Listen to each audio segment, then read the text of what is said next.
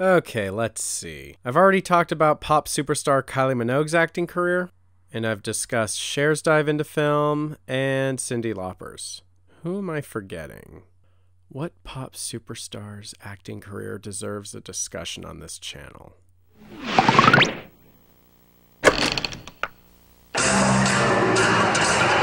Of course, Madonna! One of the most successful pop stars of all time. Her music and style have arguably changed the way we listen to and interpret music. Unfortunately, one thing Madonna has never been able to conquer is Hollywood. Well, that's not entirely true. It's easy to forget that Madonna has actually had some very successful film roles. She even won a Golden Globe for playing the controversial Eva Perón in the musical Evita. The problem is, Madonna's bad movies are bad. I do not tend to be made a fool of. You're flippant, facetious, and I suspect sorely lacking in moral fiber. However, I'm duty-bound to Mr. Burns to work with you, and I shall try.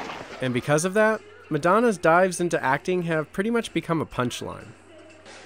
Why am I doing it in Hollywood?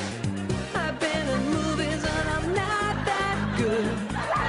My movies make the bourgeoisie wanna refunds. Yeah. Madonna is a movie killer. In 1986, a remake of the beloved classic Bringing Up Baby was in the works. The role Katharine Hepburn made iconic eventually would end up in the hands of Madonna. Yet this went over about as well as you'd think. Well, those of you familiar with my channel have probably figured out already that I'm going to be spending the next couple of minutes defending this film. So without further ado, buckle up, because today I'm going to talk about the 1987 screwball comedy, Who's That Girl?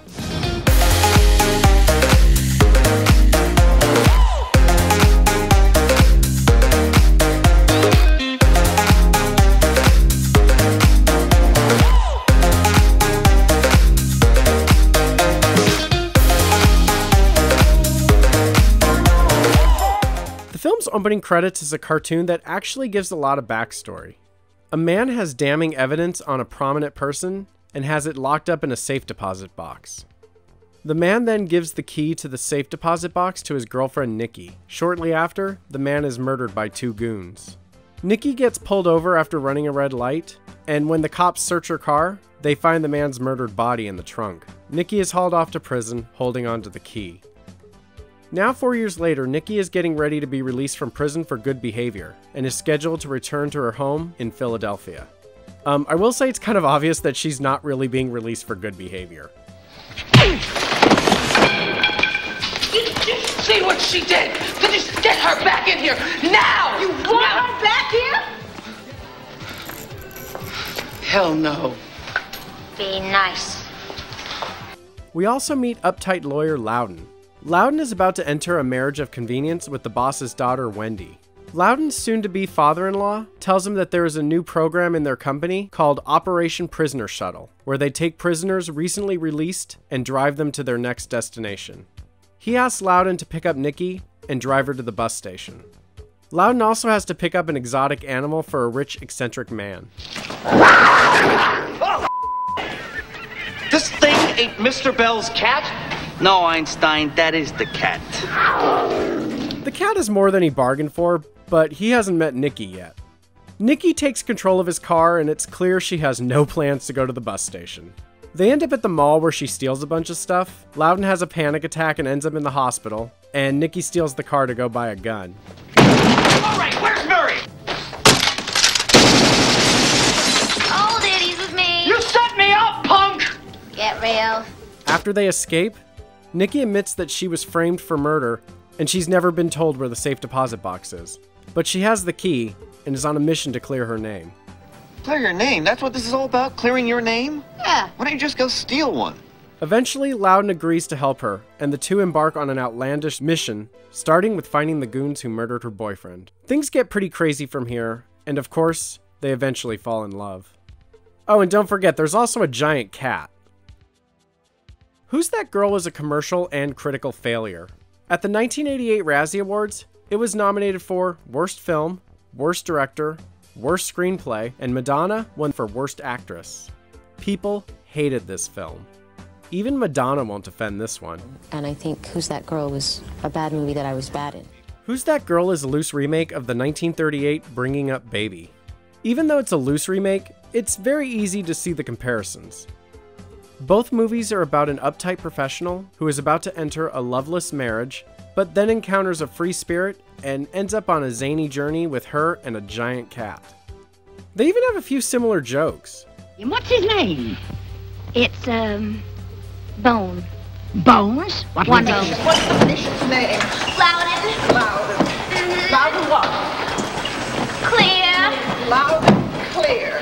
Okay, I'm gonna hold a very unpopular opinion here. I think Who's That Girl is so much better than Bringing Up Baby. No! Hear me out, hear me out. I like Bringing Up Baby. I just personally prefer the stakes in Who's That Girl. In Bringing Up Baby, Susan thinks David is a zoologist and basically manipulates him into helping her transport an exotic animal to her aunt's house. In Who's That Girl, Nikki's on a mission to clear her name after being framed for her boyfriend's murder. And Loudon is not strong-armed into helping her, he agrees to help. I also really like how Nikki helps Loudon too. When Loudon's bride-to-be fails to show up for their co-op interview, Nikki agrees to play the role of his bride-to-be. But of course, this is a screwball comedy, so it doesn't go well. Oh, honey, it's little Tabby. Hi, kitty. I told you Wendy had a cat, didn't I? I can't help but feel that the only reason why Who's That Girl is so hated is because it's a remake and it stars Madonna. And if you feel those are valid reasons, you might be interested to know this. Bringing Up Baby was considered one of the biggest turkeys of 1938, a total bomb at the box office. But just as surprising is the reason. Katharine Hepburn, who stars in the film, was, at the time, considered box office poison. No one in those days was going to see Katharine Hepburn films. You couldn't give her away to audiences. Sound familiar? Madonna is a movie killer. It wasn't until Bringing Up Baby started being shown on television in the 1950s that it started to get the recognition that it has today. We gave Bringing Up Baby a second look. Maybe it's time to give Who's That Girl a second look as well. I know it's fun to hate Madonna films, and believe me, there are plenty to choose from, but I don't think Who's That Girl is one of them. And when it comes to Madonna's acting in this film, honestly, this is the only Madonna film that I've ever seen where I completely forget that this is Madonna. Bro, let the chick go, I got the key. Vicky? You're not from Atlanta. No, I'm not from Atlanta. Who are you? Don't worry, I'm nobody. Seriously, every time I watch this film, I fully accept the character. And then one of the songs Madonna made for this movie will play, and I'll be like, oh, that's right, this is Madonna. If you truly don't like this movie, that's okay. But if you haven't seen it in a while, may I suggest you seek it out? You might be surprised. Thank you so much for watching. And as always, I love hearing everyone's thoughts on these films, so be sure to leave a comment below or on my Instagram page at @officialDavesLostandFound. This month I'll be sticking with the Madonna theme as I debut my new series based on a true story, where I talk about biopics or movies based on actual events that I find fascinating. And episode 1 will be all about the TV biopic Madonna: Innocence Lost.